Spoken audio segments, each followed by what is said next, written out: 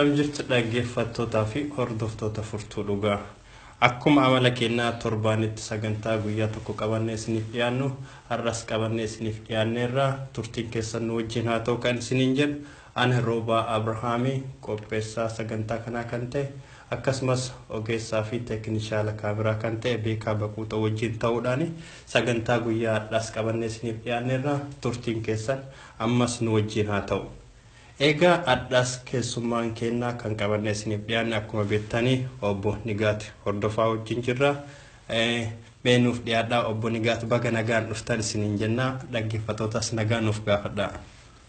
Baga nagaan nu eddanii attam jirtu dhaggeeffattoota keenyaa walitti deebinee wal arguu keenyaa fi Waaqayyoon galateeffannaa sagantaa keenyaa kanaan itti fufnaa fayyaa ta'a.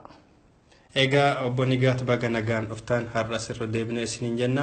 Gara sagantaa guyyaa har'aa keenyatti utuu hin deebineen duratti kadhannaa gabaabaa wajjin godhanneetiin maal akka qabannee isiniif dhiyaanneetiin jenne isinitti himneetiin jenna wajjin haa kadhannu. Waaqa jiraataa gooftaa ardii samii uumte Waaqa jaalalaa nu wajjin jiraattee yaa Waaqayyo guyyaa har'aa kanas walitti deebinee sagalee kee keessaa akka qoodamnu waan nu gargaarteef maqaan kan kee dachaa ulfaatu. Yaa Waaqayyo sirraa barachuu feenaa ati nu barsiisii gooftaa kiyyaa warroota sagantaa kana iddoo adda addaa ta'anii dhagaaran hundumaayyuu ati isaan eebbisi nu waliin jiraadhu hafuura keetiin ati nutti dubbadhu ayyaanni kee yaa Waaqayyo hunduma kennaa saba biyya lafaa jiru hundumaa wajjin haa jiraatu nurraa hin fagaatin ati nu eeg jedhee si kadha maqaa gooftaa Yesuus Kiristoostiin ameen. Ameen. Egaa dhaggeeffattoota keenya wanti karaa addaan fu'ameen isin gaafachuu fedhu jireenya keessan keessatti wal'aansoo addaa qabdu. Akkasumas wal'aansoo waan gaarii gochuu waan gaarii osoo godhuu feetan waan hamaa akkasumas dharraa waan gaarii osoo qabdan garuu waan hamaa kakuu galtanii kakuu san eeguu dadhabuu akkasumas waan hundumaa taatanii jireenya keessan keessatti abdii ofirra kuttanii beektanii yoo akkas ta'e turtiin keessan nu wajjin haa ta'u sagantaan guyyaa har'aa kun isin ilaallata nu wajjin turaa isiniin jedhu. Egaa gaash NIGAATU guyyaa har'aa wanni qabadhee dhiyaadheetiin jedhe isin gaafachuuf Roomee boqonnaa 7 irratti xiyyeeffata. Boqonnaa 7 irratti yoo argineetiin jenna dubbii Phaawulos jedheetiin jedhe tokko argineetiin jenna. Namni waan gaarii attamiin jireenya ofii keessatti hojjechuu danda'a. Phaawulos achi biratti akka wal'aansoo qabu dubbateetiin jedha. Keessattuu Roomee 7:24-25 yoo dubbisneetiin jenna namni akkam waan gaarii hojjechuu danda'a. Rooba fayyaa ta'ee gaaffiin kun baay'ee gaaffii barbaachisaadha. Gaaffiin kuni tokko tokko amantootaa kan ilaaluudha. Tokko tokkoon keenya gara ofii keenyaatti deebinee kan of gaafachuun nurra jiru wal'aansoo attamii keessa akka jirru hundumti keenya hin beekna. Kanaaf gaaffiin kun gaaffii yerooti gaaffii hunduma keenya barbaachisaa ta'e waan ta'eef Roomee boqonnaa 7 yoo ilaalle wal'aansoo guddaa Phaawulos ofiisaa wajjin godhu nu agarsiisa. Kanaaf iyyuummoo hiikaa tokko tokko qaba Phaawulos achumatti kan inni nu barsiisu immoo namni gaafa cubbuutti kufee jalqabee jireenya yookiis immoo haala cubbuutiin kan inni jiraatu haala cubbuu keessa kan inni deddeebi'u haala cubbuutiin jiraata. Haala cubbuu keessa ta'an immoo waan qajeelaa hojjechuun hin danda'amaayi kan jedhamu gaaffii guddaadha dhuguma. Namni gonkumaa cubbamaa waan ta'eef ofiisaatiin kaka'umsa ofiisaatiin ofiisaatti amanuudhaan ofiisaa ilaaluudhaan tokkollee waan gaarii gochuu hin danda'u. Kuni jireenyuma yookiis immoo sinful nature jireenya cubbuun itti jiraannu yeroo hundumaa kanatti nu harkisa jechuudha. Kanaaf namni waan gaarii akkamittiin hojjeta. Fakkeenya tokko tokko yoo ilaalle namoonni tokko tokko kiristaanota isa ta'anii yookiis immoo warra kiristaanota hin taane horii kennuudhaan horii isaanii humna isaanii yeroo isaanii dhangalaasuudhaan waan gaarii waan qajeelaa kan hojjetan baay'eetu jiru. Akka ilaalcha namaatti waan gaariidha kun. Haa ta'uyyuu malee kun dhuguma isa wal'aansoo Phaawulos dubbatuudhaayi kan jedhu yoo ilaalle kana miti Phaawulos kan inni dubbatu. Kuni gochuu hin danda'amu. Haa ta'uyyuu malee Phaawulos Roomee 7:14 amma 25 gidduutti yoo ilaalle waan inni kaa'u tokkotu jira. Namni uumama isaatiin yookiis immoo dadhabina isaa kana keessatti wal'aansoo inni irra jiru kun attamitti mo'achuu danda'aadha. Waan gaarii hojjechuudhaa fi wal'aansoo kana mo'achuutu isarra jiraadha. Phaawulos immoo ilaallu ani jedha keessuma lakkoofsa 14-15 jalqabne yoo ilaalle ani waan gaarii hojjechuun fedhaa jedha. Wanti gaariin akka hojjechuun narra jiru nan beekaa jedha. Garuu waan gaarii yookiis immoo waan qajeelaa yookiis immoo waan ani hojjechuun narra jiru utuu hojjedhu mataa koo argaa hin jiru jedha. Waan gaariin akka inni jiru immoo nan beeka jedha. Garuu waan gaarii sana hojjechuu hin danda'u, waan qajeelaa sana hojjechuu hin danda'u. Sababni isaa ana keessa isa jiru jireenya foonii, jireenya cubbuu isanatu akkan waan qajeelaa sana waan gaarii sana hin hojjenneef na dhowwa jedhe. Kuni isana keessa jiru sana wal'aansoo ani foonii wajjin godhutu akkana na godha jedhe. Kanaaf maal jedha itti fufee achuma boqonnaa 7 sana keessatti maal jedha? Kanaaf iyyuu nan beekaa jedhe. Egaa jireenyi cubbuu maal akka ta'e yeroo darbee ilaalleerra. Cubbuuni seera Waaqayyoo irra daddarbuudha jenneerra. Kanaaf seera Waaqayyoo irra daddarbuuni cubbuu akka ta'e nan beekaa. Seerri Waaqayyoo immoo gaarii akka ta'e nan beekaa. Kanaaf ani waan gaarii sana hojjechuu yaada inni na keessa jiru immoo foon koo sun immoo dadhabinni koo sun immoo kana akka hin hojjenneef godhaa jedha. Kanaaf keessumaa lakkoofsa 24 irratti baay'ee jireenyi nama hammam akka inni dadhabaa ta'e ana nama dadhabaa kana ana nama fooniin cubbuudhaan waliin makame kana rakkina akkasii kana keessaa gadadoo akkasii kana keessaa dadhabina kana akkasii kana keessaa eenyutu na baasa jedhe. Achitti waan abdii kutatee fakkaata yommuu ilaallu. Namni tokko kana keessaa eenyutu na baasa yommuu jennee yaadnu nama abdii kutateedha yeroo baay'ee. Nama bakka naa dhume kan jedhudha. Phaawulos kanaan utuu fixeera ta'ee hundumti keenya abdii hin qabnu turre fayyuudhaaf. Garuu Phaawulos lakkoofsa 25 irratti immoo gad bu'ee maal jedha? Waaqayyoon galannaa ga'uu jedhe. Karaa gooftaa keenya Yesuus Kiristoos immoo ayyaanni jira jedhe. Ayyaanni Waaqayyoo dadhabina keenya kana keessaa nu baasuu hin danda'a abdiidha. Utuu ayyaanni Waaqayyoo hin jiru ta'ee battala cubbuu hojjennetti hin banna turre. Amma garuu ayyaanni Waaqayyoo waan nu baay'atee fi qalbii diddiirrachuudhaaf gara Waaqayyoo dhufuudhaaf ayyaana Waaqayyoo jala jira jechuudha. Kanaaf Phaawulos Waaqayyoon galannaa ga'u karaa gooftaa Yesuus Kiristoos immoo ayyaanni jira. Ayyaana kana keessa jiraadhee garuu waan gaarii hojjechuu nan danda'a kan jedhuti tuqaa nuu kaa'a. Kanaaf Phaawulos lakkoofsa 25 irratti dadhabina isa lakkoofsa 24 irratti abdii kutatee fakkaatuti lakkoofsa 25 irratti immoo hiikaa kenna. Galanni Waaqayyoo na ga'u jedheeti dubbata. Utuma gadi bunnee gara lakkoofsa boqonnaa 8 dubbifanneeti maal jedha Phaawulos jajjabina akkamittiin cubbuu irratti humna godhachuu akkamittiin foon keenya irratti wallaansoo mo'achuu akkaataa nuti dandeenyutti nutti hima. Kanaaf akkamittiin dandeenya tuqaa 3 walii wajjin ilaalla. Inni dura guutummaa jireenya keenya Waaqayyootti kennu surrender all kan jedhu jira.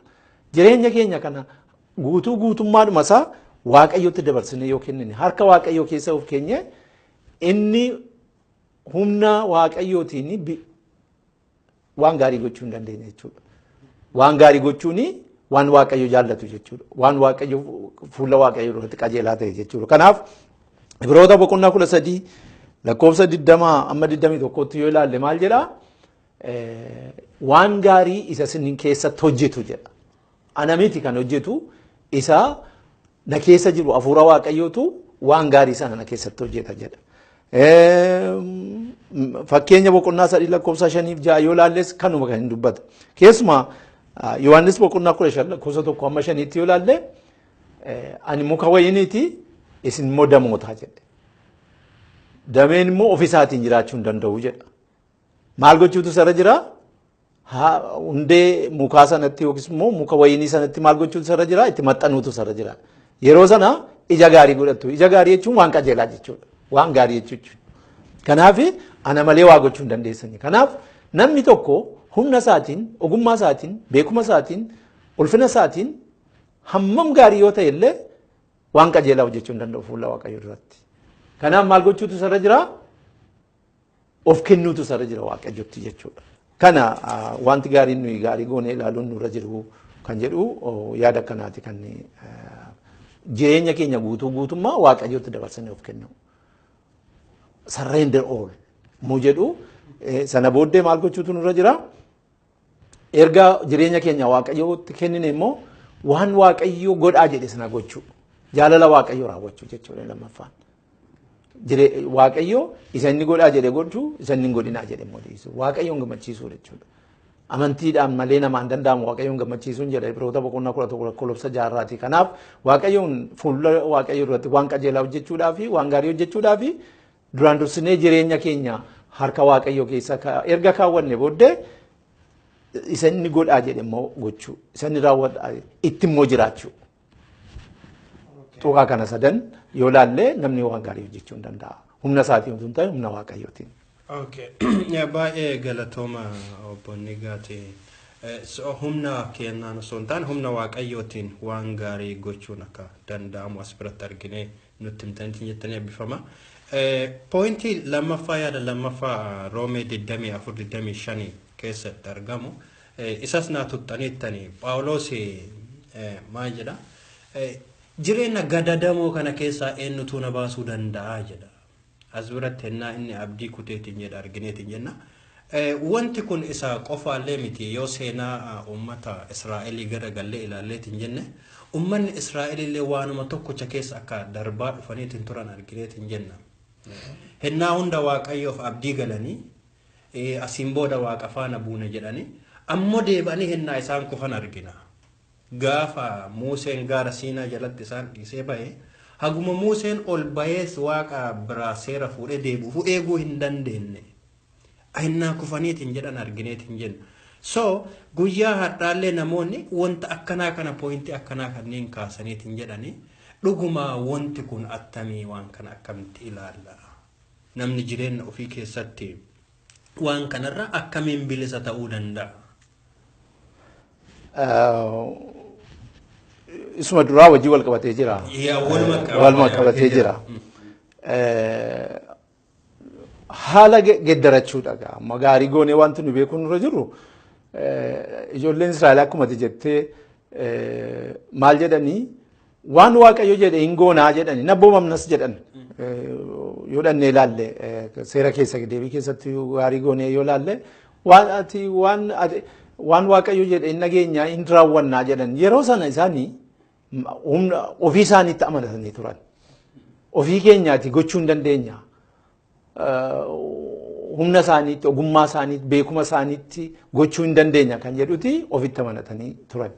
Garuu battaluma yeroo nutu hin fagaatini Waaqa tolfamaa tolchatan.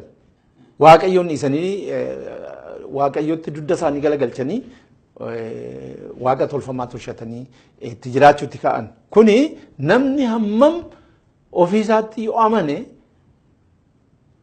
kaayyoo Waaqayyoo kaa'eef sana bira ka'uu argamuu akka hin dandeenye nu hubachiisa. Kanaaf iyyuu Phaawulos inni ana nama gadadoo kana nama dadhabaa kana eenyutu na fayyisa inni jedhu kanaaf maaliif namni ofitti amanannaan dhumni isaa kufaatiidhuma yeroo miyyuu taanaan. Jireenya foonii keessatti iyyuu yoo ilaalte ofitti amantee yeroo hundumaa yoo inni taate rakkinatu jira jechuudha. Kanaaf maal inni wanti gaariin Phaawulos akkuma ansalla dubbadhe gara lakkoofsa 25 irratti yemmuu dhufuti jajjabina immoo argata. Humnatu jira. Nama eenyutu kana keessaa na baasa gadadoo kana keessaa jireenya gaddeebi'aa kana keessaa ndaawum ingiliffaansaa baay'ee reekt jedha. Baay'ee nama gadadamaa nama abdii hin qabne nama du'a eeggatu jechuudha. Nama kana keessaa eenyutu na baasa jedha. Galagalee mulaalu humni Waaqayyoo akka inni jirutti arge. Humni waaqayyo immoo kana keessaa isa baasee isa dandeessisu akka inni danda'uti. Kanaaf kanarraa bilisa of gochuudhaaf namni duraan dursee gara Kiristoos dhufuutu jira. Karaa adda biraan hin jiru. Hibroota mannoo hojii ergamootaa boqonnaa 4 lakkoofsa 12 irratti akkuma dubbatu karaan biraan hin jiru. Karaan nuyi itti gara fayyinaa dhufnu karitti tokkichuma. Yohaannis boqonnaa 14 lakkoofsa 6 ani karaadha ani dhugaadha inni ni jedhe namalee gara abbaa kan dhufu hin jiru kan jedhe Yesuus karichi tokkicha duwwaa akka inni ta'e karaan kun immoo gara Kiristoos dhufuudha. Kiristoos immoo nama garaa guutuudhaan gara isaa dhufe tokkollee gara booddee akka hin deebifne isa gargaaruudhaaf kan dhaabatu akka inni ta'eeti nu hubachiisa. Kanaaf gooftaan keenya Yesuus Kiristoos ilmi Waaqayyoo anaaf isiniin rakkina akkanaa gadadoo kan akkasaa kana keessaa nu baasuudhaaf kan inni gara biyya lafaa dhufe kana beekuutu nurra jira. Kana immoo amantiidhaan fudhachuun nurra jira. Amantiidhaan erga fudhanne immoo itti jiraachuutu nurra jira. Harka keenya isatti of kennine guutummaatti yoo isa keessa jiraanne rakkoo kanaa keessaa ofii keenya bilisa baasuu hin dandeenya jechuudha. Ofii keenyaan bilisa of baafnu utuu hin ta'in isa nu baasuu danda'u isa bilisa nu baasuu danda'u sanatti of kennine isa keessa dhokanne jireenya gaarii jireenya qajeelaa hojjechuu hin dandeenya kan jedhu of keessa qaba. Waaqayyo sana eebbisu obbo Nigaate asumatti ammallee osoo naannoo kanaa hin fagaanne Roomeen boqonnaa 7 yoo ilaalletti jenne Kiristoos wajjin jiraachuu nu barsiisa akkuma amma isin dubbattaniitiin jettanii abdiin jireenyaas kan jiru Kiristoosin waliin akka ta'e nu barsiiseetiin jedha. Mee kana akkamitti ilaaltanii mee moorre waan Kiristoos wajjin jiraachuu kan attamitti Kiristoos wajjin jiraachuun danda'ama? Kiristoos wajjin attamitti jiraachuun danda'ama kan jedhu kuni egaa isuma duraa wajjin walitti qabsiifneeti kan nu ilaallu namni Kiristoos wajjin jiraachuu barbaadu duraan dursee jireenya isaa Kiristoosiif kennuutu sarara jira. Isaa wajjin tokko ta'utu sarara jira. Nama tokko wajjin jiraachuudhaaf duraan dursee walitti dhufeenya uumuutu sarara jira. Utuu walitti dhufeenya hin uumini wajjin jiraachuu hin dandeessu.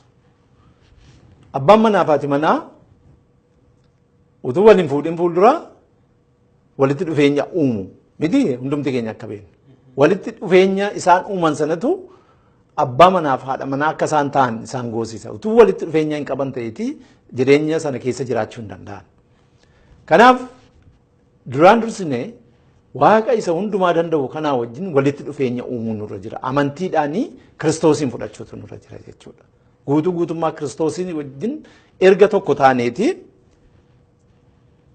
jireenya inni nuu kenne sana keessa jiraanne guyyaatti gara guyyaatti shaakalannaa nuyi goonu Kiristoosii wajjin tarkaanfii nuyi goonu gara isaa wajjin caalaatti tokkummaa keenya akka nu jabeessinu godha. Akkuma sila dubbadhe Yohaannis boqonnaa 15 lakkoofsa 1 amma 5 yoo ilaalle ani muka wayiniiti isin immoo damoota dameen ofisaatiin jiraachuu hin danda'u ija godhachuudhaaf maal gochuutu isinirra jira hundumti keenya damee mukaa yookiin branch inni jedhama afaan Ingiliffaatiin ofisaatiin jiraachuu hin danda'u. Haadha isaa gindii isaa sanatti jabaachuutu irra jira. Maaliif nyaata karaa inni argatu karaa sana duwwaadha. Bishaan lafa keessaa kan inni argatu, nyaata lafa keessaa kan inni argatu, waan barbaachisaa ta'e mineraalii adda addaa kan inni argachuu danda'u yoo isatti jabaate. Ati addana taa'ii ani immoo addana taa'iin qofaa ija godhachuu nan danda'a yoo jedhe kun soba hin danda'amu. Nus akkasuma amantiin jireenya kiristaanummaa Kiristoositti maxxanuun nurra jira jechuudha. Regardless of our condition. Gaafa nuyi isatti of kenninee isaa wajjin tokko taanee isatti maxxannee jennu isatu humna nuu kenna jechuudha. Isatti akka nuyi guddannuuf, isatti akka nuyi jabaannuuf, humna ofii keenyaa arganna utuu hin ta'in inni isatu humna sana nuu kenna jechuudha. Isa dura arguu dadhabneeti akka nuyi arginu godha. Isa nuyi dura hubachuu dadhabne akka nuyi hubannu godha. Jireenya haaraa keessa dhanna jedhe. Kiristoositti kan jiru hundumtuu uumama haaraadha jedha miti. Jireenya haaraa sana keessatti Kiristoosii wajjin guyyaatti gara guyyaatti shaakalannaa nuyi goonu Kiristoosii wajjin jiraachuu nu dandeessisa jechuudha. Kanaaf inni duraa akkuma sila dubbadhe guutummaa jireenya keenya itti of kennuudha. Inni lammataa immoo sababa walitti dhufeenya keenya isaa wajjin qabnuu fi humna arganna jechuudha. Humna isa inni nuu kennu sanatti dhimma ba'uudha. Sadaffaan immoo jaalala isaa raawwachuudha jechuudha. guutuu guutummaa ofitti kennu guutuu guutummaa Yesuusitti dabarsinee of kennu sanammoo humna isaatti dhimma ba'u erga isatti of kennine immoo calluma inni rabna jechuutu hin ta'in humna isaa sanatti immoo dhimma ba'u inni sadaffaan immoo jaalala isaa sana raawwachuu jaalalli Waaqayyoo maal akka inni ta'e ifaadha seera Waaqayyoo jaalala Waaqayyoo raawwachuu jechuudha kana yoo ta'e Kiristoositti jiraata. Baay'ee galatooma ammas akka bareedaa ta'e tokko nu ibsitanii wanni gaafiin tokko kadhumaa yeroon kennas waan deemaa jiruuf gaafiin dhumaa akka qabu amantoonnummaan warroonni Kiristoos dhufanii Kiristoosiin fudhataniitiin jedhanii amma akka barannetti Kiristoos dhaqu Kiristoos wajjin yeroo jiraanneetiin jenna inni nu gara guutummaa ofiitti akka nu guddisu waan inni fedhu godhu akka qabnu asirraa ilaalleetiin jenna. Garuu amantoonnummaan hinnaa baay'ee asitti Phaawulos dubbii dubbate Roomee 7 kan irratti isa fudhatanii isa golgachuudhaan foon namaatiin namummaan waan gaarii gochuun hin danda'amu jedhanii hinnaa cubbuu hojjetaniitiin jedhan cubbuu fi aagii galanii deebuu irra hinnaa waan kana jalatti uf golgan argineetiin jenna amantoonnummaan jechaadha anumarraayyuu kaasee. So wanta kana akkamitti ilaaltanii ergi gara Kiristoosii dhufne deebineeti dubbii Phaawulos jedhu tana jala of dhossu akkamitti ilaaltanii? Kuni dhugaadha namoonni baay'een nuyi nama fooniiti foonii kanaaf waan gaarii hojjechuu hin dandeenyu waan qajeelaa hojjechuu hin dandeenyu innuu beekaa jenna takka takka innuu beekaa foon dadhabaadha innuu beekaa excuse yoo hin laanne jechuudha. Qooda dadhabina keenya kana gara isaatti finnee ati humna qabda na dandeessisi jennee gara isaa dhumnu excuse yoo ilaanna akka Waaqayyo immoo yeroo nuu kenneera yeroo nu itti qalbii diddiirrannu nuu kenneera yeroo nu gara isaa dhumnee boonyee cubbuu keenya himannee isa fudhannu yeroo nuu kenna ayyaanni guddaan isa kana namni hubachuun kan isarra jiru Waaqayyo waaqa araaraati immoo jennu waaqa ayyaanaati immoo jennu namni battaluma cubbuu hojjetetti utuun du'a ta'ee qooda fayyinaa hin qabu ture amma garuu cubbuu immoo jennu Waaqayyo yeroo nuti aagii baane gara isaatti deebine dhiifama kadhanne gara maatii isaatiitti deebinuuf ayyaana nuu kenna kuni ayyaana guddaadha namni kan beekuun isarra jiru kanaaf Waaqayyo beekaa nama dadhabaan akka ta'e kanaaf jennee excuse ofii kennaa deemna yoo taane fayyuu hin dandeenyu maaliif guyyaan Waaqayyo ayyaana nuu kenneera akkaataa nuti maal jedha macaafni qulqulluun kan hin dubbatu namni yoo cubbame yoo himate inni maal jedha cubbuu keenya yoo himanne inni dhugaadha inni amanamaadha cubbuu keenya nu dhiisuudhaaf jedha kanaaf sababa akkasii kennuuni cubbuu akka nu caalchifnee hojjennu godha malee cubbuurraa akka nu of eeggannu hin godhu jechuudha sababa ofii kennuun nurra hin jiru nuyi nama fooniiti dadhaboota garuu immoo nama foonii dadhaboota kanaaf Kiristoos du'eera ayyaana nuu kenneera gara isaa gara qalbii diddirrannaa akka nu dhumne qalbii diddirrannee ayyaana isaa jalatti qalbii diddirrachuudhaan jaalala isaa raawwachuu akka nu dandeenyuuf Waaqayyo karaa guddaa karaa bal'aa nu hubanne kanatti dhimma ba'uutu nurra jira malee yeroo hundumaa excuse ofii kennuudhaan kunoo noo beekaati jennee yoo deemna ta'e cubbuu irratti cubbuu daballaa cubbamaan mootummaa Waaqayyoo innaalu salphaadhumatti namni cubbamaan tokko cubbuu fudhatee Waaqatti galuu hin danda'amu cubbuun keenya asuma biyya lafaa irratti hafa sabab isaa immoo Kiristoos dhiiga isaa kan inni fannoo irratti anaaf isiniif dhangalaase hunduma keenyaaf dhangalaase sababa kanaatiif aagii baanee aagii keenya fudhannee gara Kiristoos dhumnee miilla Waaqayyo jala faana isaa jala teenyee isa kadhachuudhaan yoo deebine fayyina arganna jechuudha. Daawitiin hin yaadanna Daawit cubbuu guddaa hojjete. Daawit garuu faarsaa 51 irratti ettuun qalbii diddiirratuuti kan nu ilaallu. Anis Waaqayyo si na yakke si qobaa na yakke ati na addeessi jedhame dire akkuma kana. Amalli kiristaanotaa kana ta'utu sarara jira malee innoo beekaati jennee kaleessan ejjina ta'e ay kan nan foon kootu na goomsee kan inni yu beeka har'a inanna yoo ta'e ay nu beeka yoo jennee Waaqatti galuu hin dandeenyu. Waaqayyo kan inni nu godhe maa inni ayyaana nu kenneera ayyaana isaa kanatti dhimma ba'uun nurra jira kan jedhuun yaada qaban. Egaa hedduu galatoomaa gaashnigaat afaan dhaggeeffattoota fi hordoftoota furtuu dhugaatiin ta'e baay'ee galatoomaa isiniin jechuu fedha. Sagantaa baay'ee bareedaa fi akkasumas haala bareedaan nu ibsitanii Waaqayyo isin haa eebbisu jechuu jaalladha.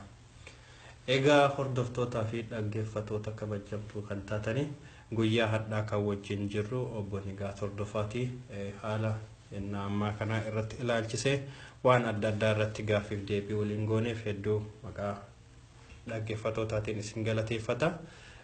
Akkasumas warroonni asiin dura jireenya keenya keessatti abdii kutannee Waaqayyoon wajjin akkamitti akka jiraachuu dandeenyu wajjin badee jireenya keenya keessatti haala adda addaatiin abdii warroonni kutannee turre abdiin keenya Kiristoosin ta'uu baranneerra akkasumas Kiristoosin wajjin yoo jiraanneetiin jenna isa yoo qabannee harka keenya isatti yoo kennineetiin jenna jireenya bara baraatiif akka nu qopheessus akkasumas haala Phaawulos asirratti dubbataa jiru kana keessa waan gaarii gochuu osoo fedhan waan hamaa jireenya gadadamaa jiraachuu irra Kiristoos akka nu baasu Kiristoos akka nuuf du'eera guyyaadhaa akka baranneetiin jenne kanaaf kan dhageenyeen akka ittiin jiraachuu dandeenyu Waaqayyo hafuura ofiitiin ayyaana ofii nuuf haa baay'isu.